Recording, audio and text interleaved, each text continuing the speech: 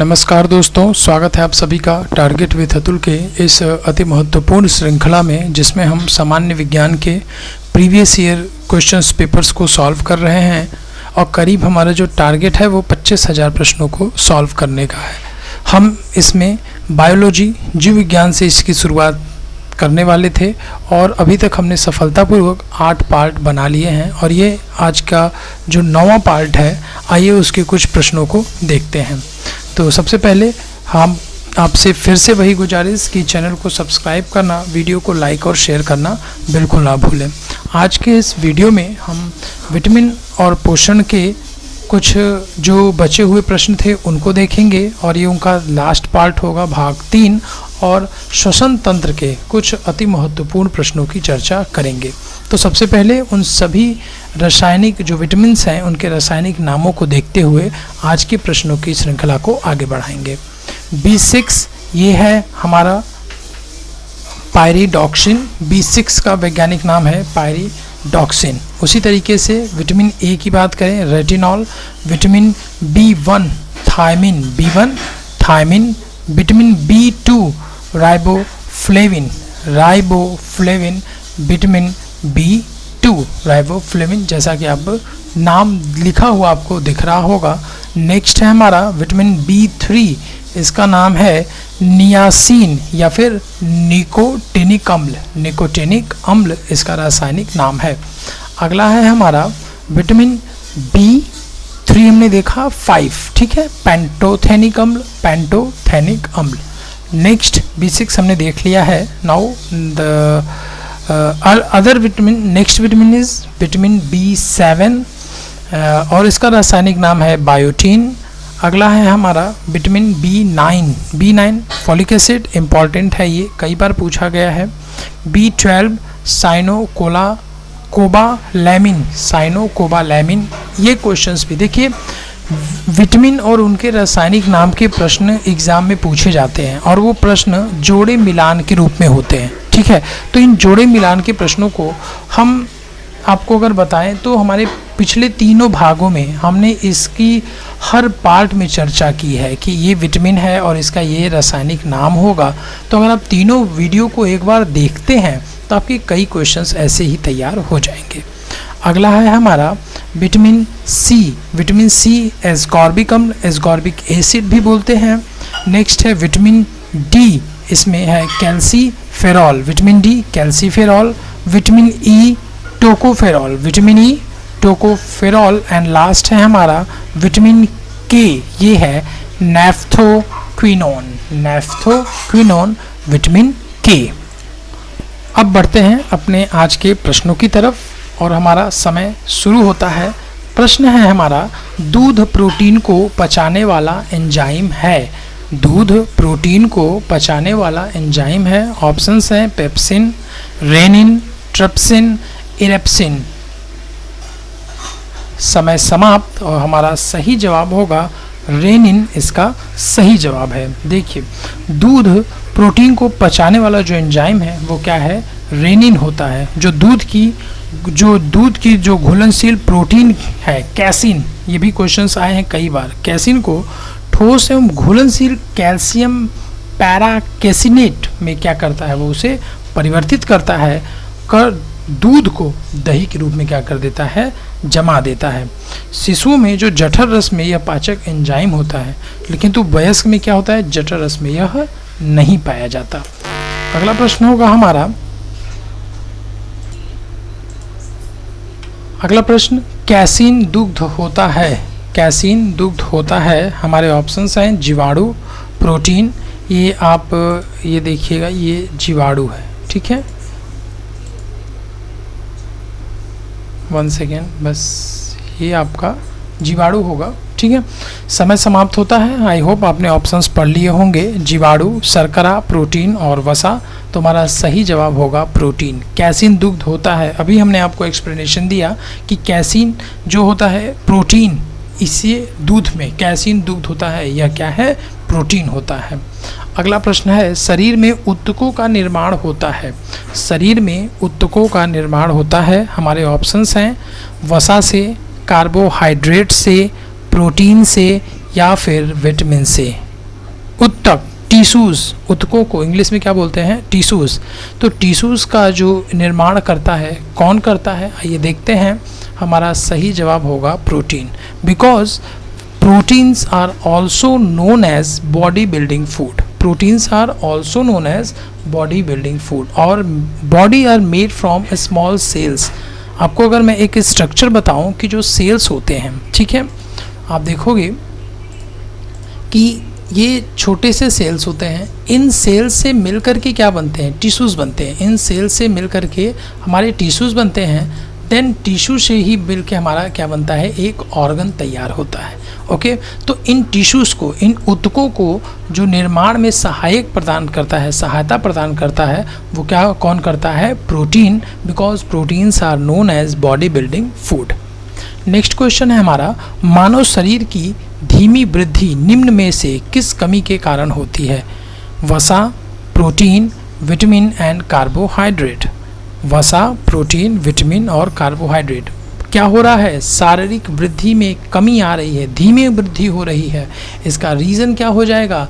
Times up and your correct answer is protein, because अभी हमने आपको पिछले ही क्वेश्चन में एक्सप्लेन किया, because proteins are known as body building food.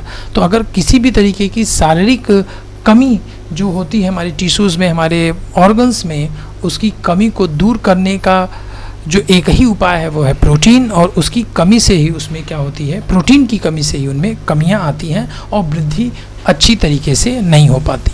अगला प्रश्न है, कौन सूक्ष्म तत्व नहीं है? मैग्नीज, लोहा, गंधक और जस्ता। कौन सा सूक्ष्म तत्व नहीं है?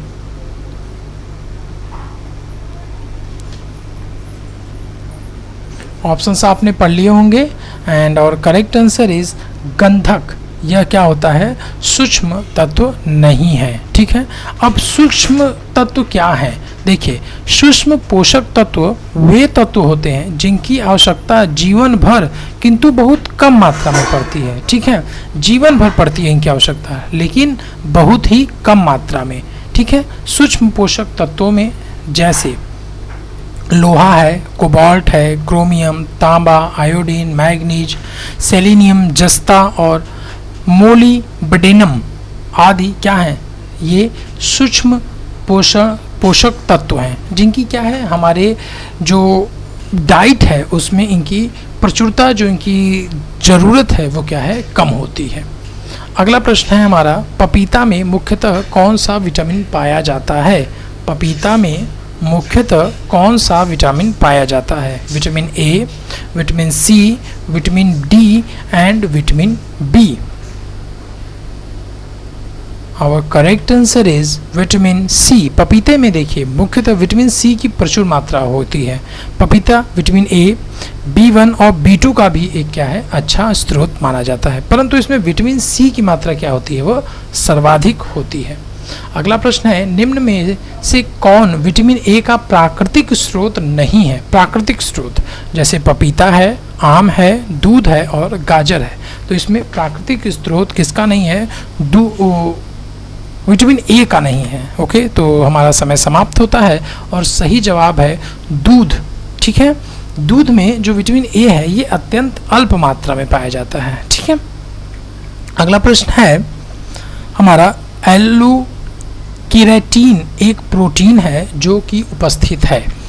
एल्यू नहीं, यहाँ पे ये अल्फा होगा, अल्फा कीरेटिन। अल्फा कीरेटिन एक प्रोटीन है जो उपस्थित है हमारे त्वचा में, अंडों में, रक्त में या ऊन में। त्वचा में, अंडों में, रक्त में या फिर ऊन में। हमारा सही जवाब होगा त्वचा में जो उपस्थित होता है। ठीक है, अगला प्रश्न है, निम्न में कौन प्रोटीन को विकृत नहीं करता है? प्रोटीन को विकृत नहीं करता है। हमारे ऑप्शंस हैं ऊष्मा, एक्स किरणें, अवरक्त किरणें, भारी धातु लवण। हमारा सही जवाब होगा अवरक्त किरणें। ऊष्मा, एक्स किरणें, भारी धातु लवण आदि प्रोटीन को क्या करते हैं? विकृत कर देते हैं, लेकिन जो अवरक्त किरणें हैं प्रोटीन को विकृत नहीं कर पाती। अगला प्रश्न है, सामान्य क्रियाशील महिला के लिए प्रोटीन की उपयुक्त दैनिक मात्रा कितनी है? सामान्य महिला की बात की जा रही है, ठीक है। देखो दो तरीके से प्रश्न आते हैं, एक सामान्य महिला की बात की जाएगी और एक दूसरा प्रश्न आपसे यही पूछ लिया जाएगा कि प्रेग्नेंट वुमेन उसके समय में बात की जाएगी। तो आइए इसका आंसर देखते हैं, होगा 45 ग्राम कि जो सामान्य क्रियाशील महिला है, ठीक है, जो कार्य करती है, उसके लिए प्रोटीन की जो उपयुक्त दैनिक मात्रा है वो 45 से 46 ग्राम है। वसा की मात्रा 20 ग्राम है। कैल्शियम एवं आयरन की मात्रा या क्रमशः कैल्शियम का 400 और आयरन 30 मिलीग्राम होता है। 400 मिलीग्राम कैल्शियम और 30 मिलीग्राम आयरन की उनको क्या होती है, आवश्यकता होती है। जबकि अगर हम वही बात करें गर्भवती महिलाओं की, कि अगर एक क्वेश्चन यूपीपीसीएस मेंस 2008 में क्वेश्चन आया है कि गर्भवती महिलाओं के लिए कितनी आवश्यकता है, तो वो 45 से बढ़ करके कितना हो जाएगा, 70 ग्राम, ठीक है। 45 ग्राम से बढ़ करके कितना हो जाएगा, 70 ग्राम उसकी जो दैनिक जो उसकी उपयुक्तता है, उसकी उपयोगिता है, वो प्रोटीन की मात्रा क्या होगी, बढ़ जाएगी। अगला प्रश्न है, स्टार्च है एक, हमारे ऑप्शंस हैं मोनोसैकेराइड, पॉलीसैकेराइड, डाइसैकेराइड या फिर उपयुक्त में से कोई नहीं, ठीक है। हमारे ऑप्शंस आपने देख लिए होंगे, आपको 10 सेकेंड यहाँ पे दिया जाएगा और इसका सही जवाब आप आई होप बता सकने में सही साबित होंगे।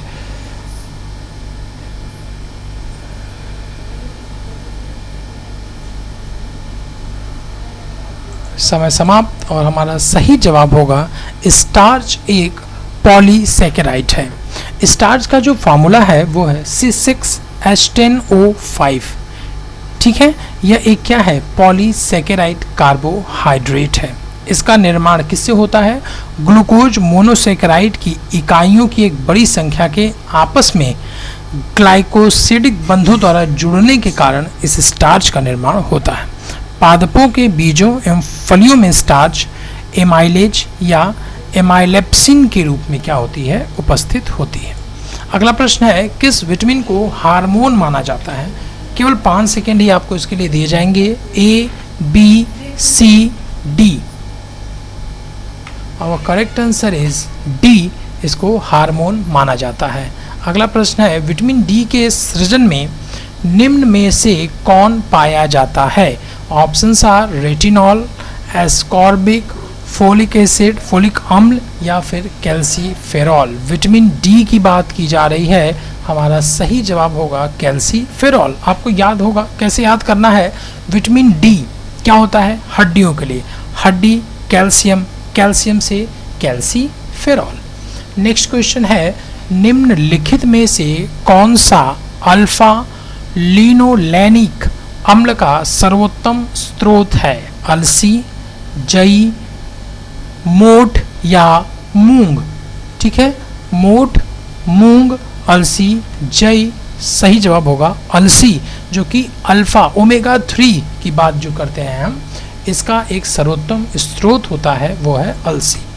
अगला प्रश्न है, अधिकांश प्राणियों के जीवित पदार्थों का लगभग 80% पदार्थ जो है, 80% पदार्थ क्या है वो।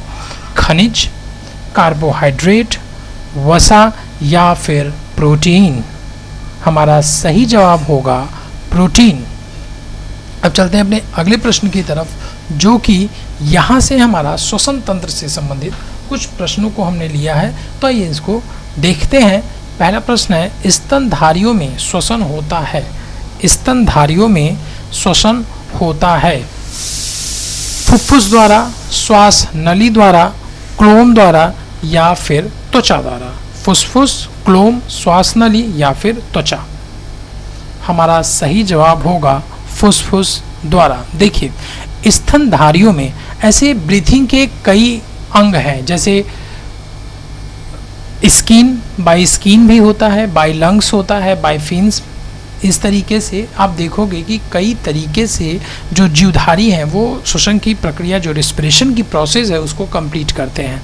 लेकिन स्तनधारियों में अगर हम बात करें तो वो फुफ्फुस अर्थात जो फेफड़े हैं, उसी के द्वारा श्वसन की प्रक्रिया, रेस्पिरेशन की प्रोसेस को कंप्लीट करते हैं। स्तनधारी या जो स्तनपायी होते हैं जीव, वो एक समूह को कहते हैं, ठीक है, जो कि अपने नवजात शिशुओं को क्या करते हैं, दूध पिलाते हैं। और एक इसकी एक आसान सी पहचान है कि जो स्तनधारी होते हैं, स्तनपायी, उनके जो कान होते हैं वो क्या होते हैं, उभरे हुए होते हैं, मतलब स्पष्ट रूप से दिखाई देते हैं। उनमें जो इनके नर एवं मादा दोनों में स्तन ग्रंथियां क्या होती हैं, पाई जाती हैं, परंतु मादा की स्तन ग्रंथि अत्यंत विकसित होती है। ये कशेरुकी प्राणी मुख्यतः फुसफुस द्वारा क्या करते हैं, श्वसन करते हैं। अगला प्रश्न है, श्वसन क्रिया में वायु के कौन से घटक की मात्रा में कोई परिवर्तन नहीं होता है? वायु के कौन से जो घटक की मात्रा में कोई परिवर्तन नहीं होता? ऑक्सीजन, कार्बन डाइऑक्साइड, नाइट्रोजन या फिर जलवाष्प? तो हमारा सही जवाब होगा नाइट्रोजन में, इसमें कोई परिवर्तन नहीं होता। अगला प्रश्न है, जब रक्त में ऑक्सीजन की सांद्रता में कमी आती है, ठीक है, तो श्वास की गति क्या होगी? बढ़ जाएगी, कम हो जाएगी, परिवर्तित ही नहीं होगी, या फिर पहले घटेगी और फिर बाद में बढ़ जाएगी? हमारा सही जवाब होगा कि वह क्या होगा, बढ़ जाएगा। अगला प्रश्न है, श्वसन में ऊर्जा उत्पादित होती है एडीपी के रूप में, एनएडीपी के रूप में, एडीपी के रूप में या फिर कार्बन डाइऑक्साइड के रूप में? हमारा सही जवाब आपको केवल 10 सेकेंड में पता चल जाएगा। तो आइए देखते हैं इसका सही जवाब क्या होगा।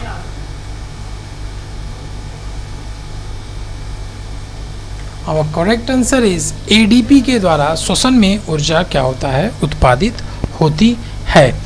ADP ये क्या है, एडमिनोसाइन डाइफॉस्फेट, ओके, एडमिनोसाइन डाइफॉस्फेट। अब आगे बढ़ते हैं अपने आज के अंतिम क्वेश्चंस में, जिसमें हम देखेंगे मानव शरीर में कौन सा भाग शरीर ताप को नियंत्रित करता है। ये आज का अंतिम प्रश्न है। आज हमने 20 ही प्रश्नों को लिया है, हम ज़्यादातर 25 प्रश्नों को लेते हैं। तो आज के इन 20 प्रश्नों में आई होप आपको एंजॉय करने में आपको अच्छा लगा होगा, चीज़ें आपको पसंद आई होंगी। तो इसका सही जवाब देख लेते हैं। आई होप आपने ऑप्शंस पढ़ा ही था। इसका सही जवाब होगा फेफड़ा। तो मानव शरीर में कौन सा भाग शरीर ताप को नियंत्रित रखता है, वह है हमारा फेफड़ा। Thanks for watching. Please like, share and subscribe. Thank you. जय हिंद।